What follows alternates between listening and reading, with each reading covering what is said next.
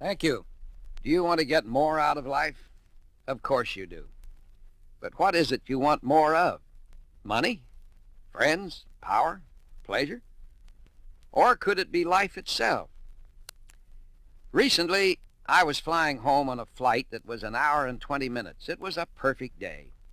We were flying at about 30,000 feet with the sunlight streaming in the windows. Below us was a low blanket of clouds. There was a lively, outgoing man sitting next to me. He was excited by the flight, the view out of the window, the plane itself. I asked him if it was the first time he'd ever flown. No, he said. Why should you think that? Well, I said, you're so excited about it. He laughed. I guess I just love living, he said. He went on to tell me that he was a salesman, and he flew over 1,000,000 miles a year, and he loved every minute of it. Why did he feel that way when so many people in his position complain bitterly about the problems of traveling?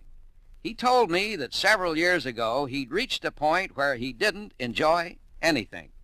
He was deeply discouraged, and he went around feeling tired and half sick all the time. Then his doctor sent him to a specialist.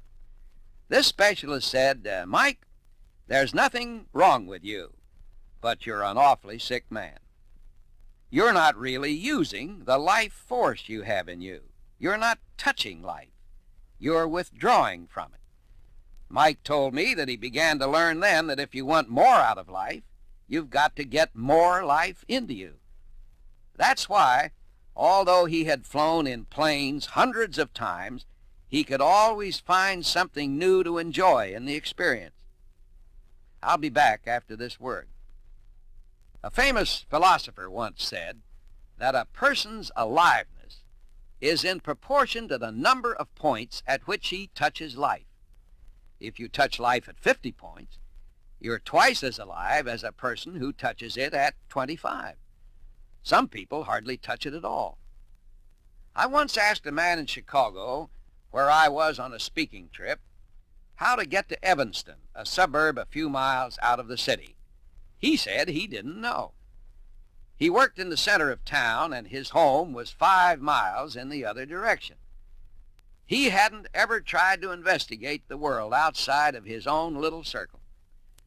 Remember, it doesn't happen to everybody the same way. But in one way or another, it can happen to you. If you get more life into you and put more into life, you will get more out of life.